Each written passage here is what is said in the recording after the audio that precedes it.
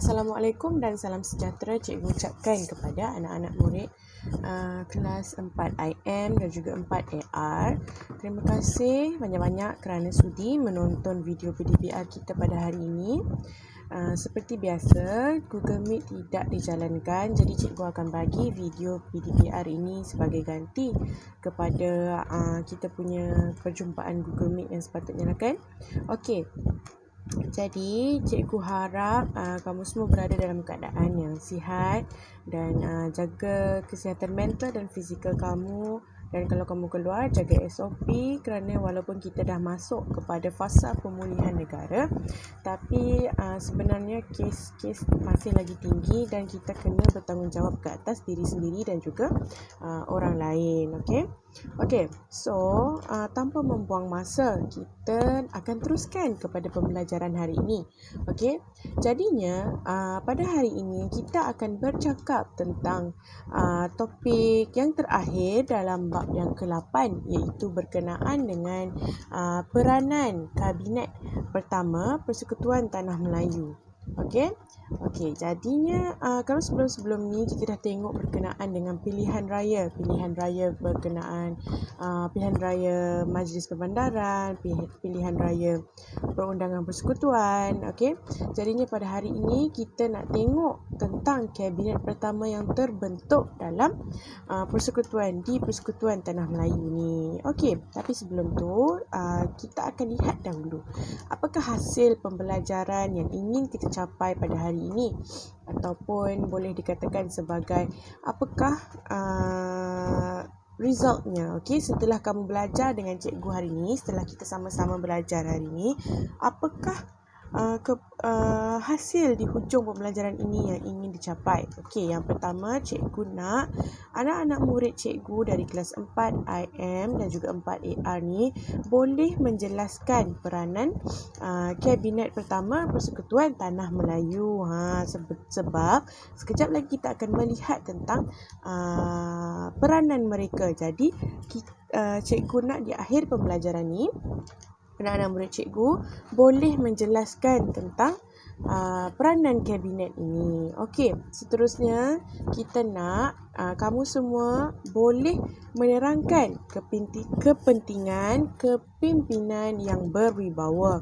Okey, kalau yang ni mungkin dia tak bagi jawapan direct dalam buku teks, tapi cikgu nak kamu nilaikan sendiri. Okey, based on apa yang kita akan belajar, maka cikgu nak kamu nilaikan sendiri apa yang penting, mengapakah penting kita mencari ataupun memilih pemimpin yang berwibawa agar negara kita dapat diterajui dengan sempurna. Okey, so tanpa membuang masa, jom kita masuk kepada pengenalan daripada subtopik ini. Kabinet Pertama Persekutuan Tanah Melayu ini telah dibentuk selepas daripada pilihan raya umum pada tahun 1955, dan Kabinet Pertama ini dia telah memainkan peranan yang sangat penting dalam sejarah pembinaan negara kita, terutamanya dari segi bangsa di Tanah Melayu, rakyat di Tanah Melayu untuk pergi ke arah berkerajaan sendiri.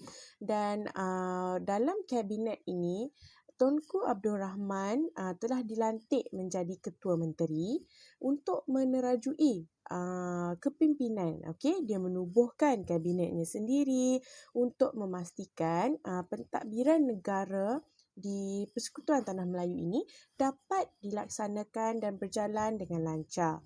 Okey, seterusnya, kabinet ini juga yang telah dibina oleh Tunku Abdul Rahman ini dianggotai oleh 10 orang menteri. Tapi British tidak, macam yang kita bincangkan semalam, British tidak memberi kuasa pentadbiran tu secara langsung, secara terus kepada kita, tetapi dia memberikan kuasa pentadbiran tu secara beransur-ansur. Maka walaupun dalam kabinet itu dianggotai oleh 10 orang menteri dari kalangan rakyat Tanah Melayu, rakyat Malaysia, tetapi tiga jawatan teratas ataupun kita kata yang ada kuasa tertinggi dipegang oleh para pegawai British ni.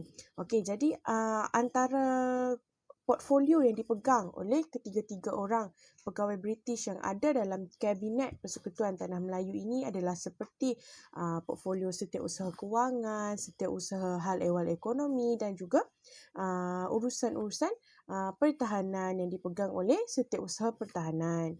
Okey, seterusnya, setelah walaupun Kabinet ini ditubuhkan, apa-apa keputusan yang dilaksanakan dibincang di dalam Kabinet, namun begitu, setiap keputusan yang ingin dikeluarkan haruslah mendapat perkenan raja-raja dahulu, termasuklah ahli-ahli dalam Kabinet ini juga. Setelah nama mereka dicalonkan ataupun mereka ini dikatakan akan menganggotai Kabinet pertama di Tanah Melayu, tetapi harus mendapatkan perkenan daripada Raja-Raja Melayu terlebih dahulu. Okey, seterusnya, apabila Kabinet ini senarai nama, kan macam kamu buat persatuan, kalau kamu buat persatuan, kamu akan calonkan nama. Okey, tapi nama yang dicalonkan tak semestinya terus diambil. Kita mesti akan ada buat undian kan. Okey, siapa sokong A, angkat tangan. Siapa sokong B, angkat tangan. Okey, macam tu juga yang dilaksanakan oleh jemaah menteri ni tadi, oleh Persekutuan Tanah Melayu, pemilihannya. Maka apabila ada nama-nama yang calonkan, harus melalui kuasa yang lebih besar, iaitu perkenan Raja-Raja Melayu sama ada mereka ini layak untuk menganggotai menjadi jemaah menteri dalam Kabinet ini atau tidak. Okey. Dan apabila sudah mendapat perkenan daripada Raja-Raja Melayu, maka pada 4 Ogos 1955 di King's House, ada satu individu ni namanya, sebelum ni kamu pernah dengar juga, Sir Donald McGillivray. Dia ni telah mengumumkan senarai nama jemaah menteri ni. Okey, maksudnya dah dapat perkenan raja, maka Sir Donald ni pun dah buat pengumuman. Okey, memang mereka ni confirm akan menjadi menteri dalam Kabinet yang akan menerajui orang-orang ataupun rakyat di Tanah Melayu. Okey, ini first kita nak mentadbir kerajaan kita sendiri. Okey, so jadinya setelah daripada pemilihan itu, kita dapat lihat bahawa yang menganggotai Kabinet ini adalah wakil-wakil pemimpin tempatan yang kita kata pernah berjuang. Okey, mereka ini memang berjuang memainkan peranan yang sangat penting dalam memastikan ada perubahan berlaku dalam pentadbiran di Tanah Melayu. Maksudnya bukan sahaja dipegang oleh British sahaja, tetapi mereka ini berusaha walaupun tak banyak tetapi sedikit telah memberi kesan dan membantu mereka untuk masuk ke dalam sektor pentadbiran di Tanah Melayu, walaupun perkara itu pada asalnya dikatakan sukar. Kerana apa? Memang sejak awal tampuk pemerintahan kita ini dipegang oleh kuasa luar. Kuasa apa yang cikgu maksudkan? Kuasa British. Okay? Alright. So, kita tengok pula kepada senarai. Senarai ahli yang menganggotai Kabinet Pertama Persekutuan Tanah Melayu. Okey. Kalau kamu tengok dalam buku teks pun ada senarai ini yang diberi. Tak kisahlah tengok dekat buku teks ke dekat internet ke, memang senarai ini juga yang akan keluar. Sebab apa? Sebab kita menggunakan silibus yang sama, belajar perkara yang sama. Okey. So, macam yang nama-nama semalam tu, kalau boleh cikgu nak kamu ingatlah apa peranan mereka dan siapa mereka ni. Ingat nama, apa jawatan dia. Ingat nama, apa jawatan dia. Okey, contohnya kita tengok yang pertama adalah Tunku Abdul Rahman Putra Al-Haj. Apa jawatannya? Beliau adalah Ketua Menteri. Macam yang kita sebut-sebut sebelum ni. Ketua Menteri adalah skop kerja dia lebih kurang Perdana Menteri sekarang lah. Bukan lebih kurang, memang Ketua Menteri itu adalah Perdana Menteri yang macam yang kamu lihat sekarang ni. Okay? So, Tunku Abdul Rahman adalah Ketua Menteri yang pertama dan dia menganggotai Kabinet Pertama Persekutuan Tanah Melayu. Okey, seterusnya adalah Dato' Abdul Razak Husin yang memegang jawatan sebagai Menteri Pelajaran. Adalah dia punya tugas yang perlu dia laksanakan. Kejap lagi kita akan bincangkan dengan lebih lanjut. Kemudian Datuk Sulaiman Datuk Abdul Rahman menjadi Menteri Kerajaan Tempatan dan Perumahan dan Perancang Bandar. Kemudian Dr. Ismail Abdul Rahman menjadi Menteri Tanah dan Galian. Seterusnya H. Ashley telah menjadi Menteri Pengangkutan. Sardon Jubir pula menjadi Menteri Kerja Raya. VT Sambatan menjadi Menteri Buruh. Leong Yew Koh menjadi Menteri Kesihatan. Ong Yok Lin menjadi Menteri Pos dan Telekom, dan Abdul Aziz Ishak menjadi Menteri Pertanian. Okey, yang ni senarai-senarai yang memang ada dalam buku teks. Cikgu harap kamu boleh lihat dan hafal. Okey, tengok ada setakat mana yang boleh ingat, kamu ingat. Okey, mana tahu kalau masuk dalam soalan exam atau kuis dan sebagainya, boleh membantu kamu untuk mendapat extra mark tu, markah lebih. Okey. Okey, seterusnya kita akan pergi pula kepada peranan yang dimainkan oleh Kabinet pertama. Okey, apa peranannya? Sudah tertubuh Kabinet, susah payah dah kita tubuhkan Kabinet. Maka apa pula peranan yang dimainkan oleh Kabinet ni? Okey, kalau kita tengok pada skrin, kita ada 1, 2, 3, 4, 5 Kabinet 5 peranan yang dimainkan oleh Kabinet pertama di Persekutuan Tanah Melayu ini. Dan yang pertama adalah peranan Kabinet ini adalah untuk membincangkan soal kewangan dan keperluan orang tempatan dalam perkhidmatan awam. Okey, kenapa? Kerana pada ketika itu tak ramai rakyat tempatan yang boleh masuk dalam perkhidmatan awam. Sebab apa? Semuanya kontrol ataupun didominasi oleh pihak luar, iaitu British. Maka dengan adanya Kabinet ni, mereka nak mereka nak upgrade, nak pastikan ada ramai rakyat tempatan boleh masuk ke dalam sektor perkhidmatan awam. Okey, seterusnya mereka hendak menyambung sistem yang digunapakai dalam Majlis Mesyuarat Persekutuan yang berasaskan model Westminster. Okey, so model Westminster ni cikgu akan terangkan dengan lebih lanjut, tapi kamu kena ingat bahawa setakat ni kita dah ada 2 poin peranan Kabinet ni. Apa peranan dia? Yang pertama, nak tambah pekerja dalam sektor perkhidmatan awam dalam kalangan rakyat tempatan, dan yang kedua, nak guna balik model pentadbiran yang berasaskan model Westminster. Westminster ni salah satu bentuk sistem demokrasi yang digunakan di Britain lah. Kemudiannya yang ketiga adalah mereka nak kurangkan kuasa pentadbiran British. Okey, ini macam berkait dengan poin yang pertama tadi kan. Dia nak pastikan ramai rakyat tempatan masuk ke sektor perkhidmatan awam. Maka apa dia perlu buat? Dia perlu kurangkan kuasa pentadbiran British. Kalau kamu boleh ingat poin yang pertama tu, confirm kamu boleh kaitkan dengan poin yang ketiga. Jadi apabila ditanya, katalah satu soalan 2 markah, kamu dah dapat 4 markah di situ. Okey? Okey, seterusnya, apa lagi peranan dia? Dia nak meminta kuasa veto yang dimiliki oleh Pesuruhjaya Tinggi ini dibatalkan. Okey. Kuasa veto ni macam yang kita selalu dengar. Kuasa veto maksudnya dia berkuasa mutlak. Dia apa-apa dia yang ada upper hands. Dia yang boleh bersuara, dia yang boleh memutuskan perkara itu boleh dilaksanakan atau tak boleh dilaksanakan. Itu kuasa veto. Maksudnya dia ni 1 against 10. Kalau dia lawan dengan 10 orang pun, walaupun dia seorang, dia boleh menang. Sebab apa? Sebab dia kuasa veto. Okey, tak apa, nanti kita akan tengok juga definisi kuasa veto yang sebetulnya. Jadi apa peranan Kabinet ini yang kita tengah bincangkan? Mereka hendak meminta supaya kuasa veto yang dimiliki oleh Pesuruhjaya Tinggi British dibatalkan. Okey? Maksudnya tak payah ada kuasa veto kepada kuasa atasan, kepada pihak atasan. Mereka nak mentadbir, kuasa veto perlu dibatalkan. Okey. Seterusnya, apa lagi peranannya adalah peranan Kabinet ini juga adalah untuk mereka membincangkan isu-isu keselamatan dalam negeri dan juga pertahanan. Okey, macam yang kita bincangkan semalam. Bila kita bercakap tentang pertahanan, kita teringat tentang kekuatan ataupun kuasa.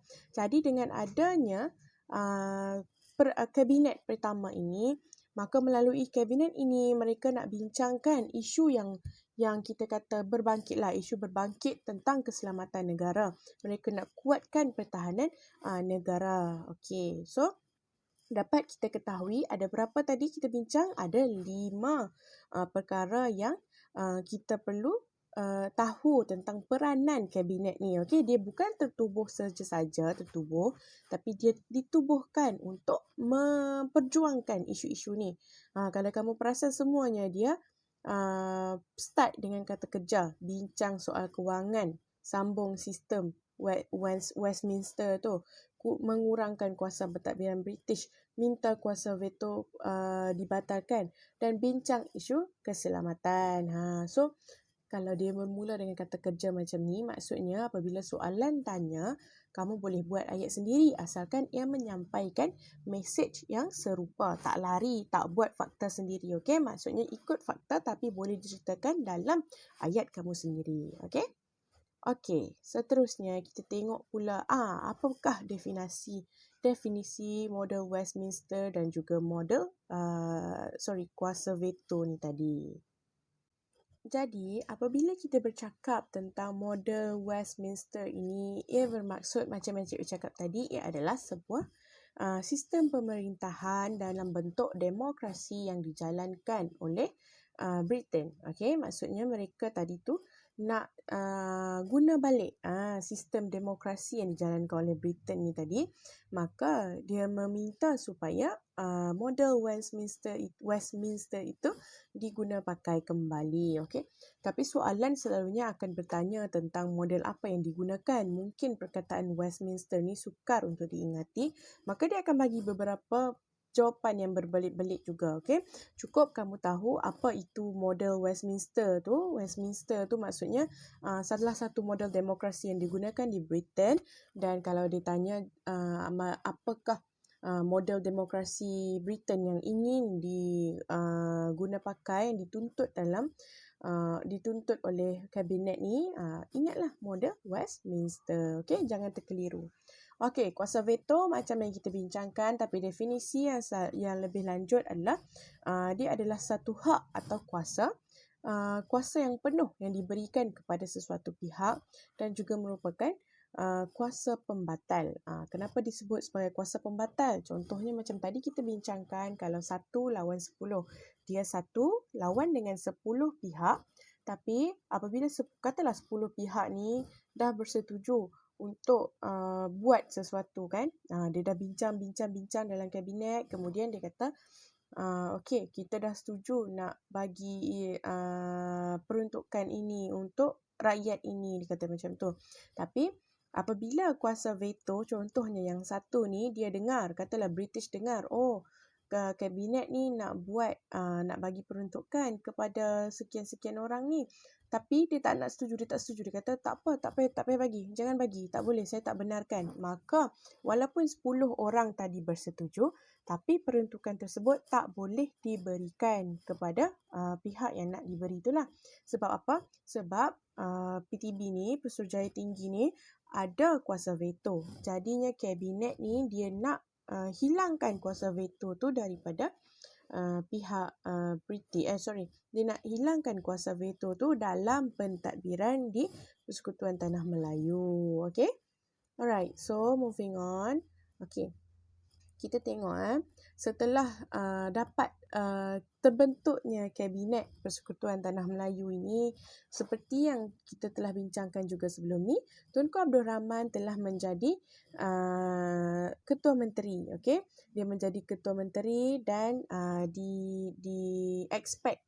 dijangkakan untuk menjaga kebajikan serta menjalankan tanggungjawab beliau dengan cara menunaikan mandat daripada rakyat. Untuk apa? Untuk negara kita ini mencapai kemerdekaan. Okey. Dan bukan beliau sahaja, Tunku Abdul Rahman, dia bergabung dengan menteri-menteri yang dipilih dalam kabinet ni tadi, seperti Datuk Abdul Razak Hussein yang memegang jawatan sebagai Menteri Pelajaran. Ini juga digesa ataupun diharapkan supaya dapat membina satu bangsa yang bersatu melalui pendidikan, melalui sistem pendidikan. Sebab apa? Dia Menteri Pelajaran, maka diharapkan supaya dia boleh menyatukan anak-anak didik ataupun individu yang pergi ke sekolah yang mendapatkan pelajaran ini dapat disatukan melalui pendidikan. Okey, seterusnya pula bukan bukan Datuk Tunku Abdul Rahman dan Datuk Abdul Razak Husin saja, malahan juga Menteri Buruh seperti VT Sambatan juga melaksanakan tanggungjawab macam kita tengok dalam peranan dia tadi kan. Peranan dia tadi menyatakan bahawa dia nak kurangkan kuasa dia nak kurangkan kaki tangan luar dalam pentadbiran kita. Dia nak lebihkan rakyat tempatan untuk masuk dalam perkhidmatan awam. Okey, makanya VT Sambatan ini telah diamanahkan untuk mencari cara, mencari jalan supaya dapat dilaksanakan ataupun dicapai hasrat itu untuk memasukkan rakyat-rakyat tempatan, bukan rakyat-rakyat ya, memasukkan rakyat tempatan ke dalam sektor perkhidmatan awam. Okey. Dan ada lagi menteri lain seperti siapa ni? Leong Yew-koh yang juga menjadi Menteri Kesihatan pada ketika itu.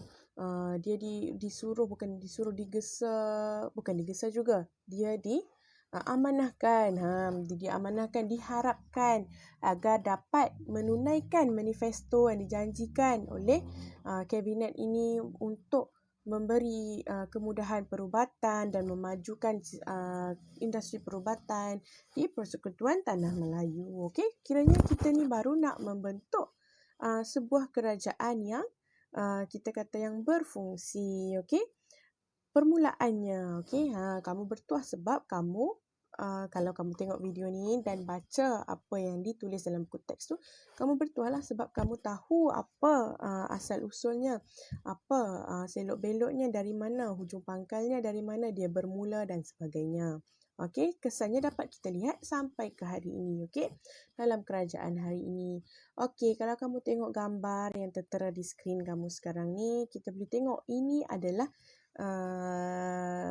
foto, foto kenangan di mana ini adalah individu yang bertanggungjawab dalam memastikan kabinet pertama di Persekutuan Tanah Melayu ini berlangsung dengan berjalan dengan lancar, boleh menjalankan tugas dan seterusnya membawa perubahan dalam negara kita. Okey, so kita boleh tengok Tunku Abdul Rahman tersenyum, dia dekat situ ya. Bersama-sama rakan VT Sambatan, okey. Datuk Abdul Razak Husin, ada Pesuruhjaya Tinggi British juga dalam gambar ini, okey. Untuk lebih detail kamu boleh buka buku teks dan lihat gambar yang dipaparkan ini. Okey. Jadinya, berdasarkan apa yang telah kita lihat ni, dapat kita simpulkan bahawa Kabinet pertama Persekutuan Tanah Melayu ini telah memperlihatkan barisan kepimpinan yang berwibawa. Kenapa kita kata berwibawa? Kerana mereka ini buat kerja untuk rakyat. Okey, mereka buat kerja untuk mendapatkan pentadbiran ke arah berkerajaan sendiri. Mereka sanggup buat kerja lebih daripada orang lain untuk memastikan bahawa mereka dapat menerajui kerajaan sendiri. Okey, pimpin kita-kita yang di bawah ni lah. Macam tu. Okey, jadi apabila pemimpin tadi ni dah melaksanakan tanggungjawab dia, kita sebagai rakyat kena jalankan tanggungjawab kita juga. Bagaimana? Dengan cara sentiasa bermuafakat, pergi mengundi untuk memastikan pilihan raya yang berlangsung seterusnya pada zaman-zaman yang akan datang ini dapat memilih calon-calon pemimpin yang betul-betul boleh memimpin negara dan diri kita masing-masing. Okey, jadinya setelah apa yang kita pelajari hari ini, cikgu rasa setakat itu sahaja yang dapat kita bincangkan pada hari ini. InsyaAllah pada minggu hadapan kita akan masuk ke topik yang baru iaitu bab 9. Okey. Jadi untuk tugasan, cikgu akan berikan tugasan di laman Telegram. Okey, di ruangan chat Telegram, kamu tekan link dan pastikan kamu buat tugasan tersebut. Cikgu bagi masa hingga ke kelas kita, sebelum kelas kita next week. Okey, kamu ada banyak masa untuk buat. Kalau ada sesiapa yang ada masalah rangkaian, peranti dan sebagainya, boleh maklumkan dahulu kepada cikgu untuk cikgu panjangkan tempoh penghantaran. Okey, kita berjumpa lagi untuk kelas yang akan datang. Terima kasih kerana memberikan perhatian. Jaga diri, stay safe, stay home. Bye-bye. Assalamualaikum.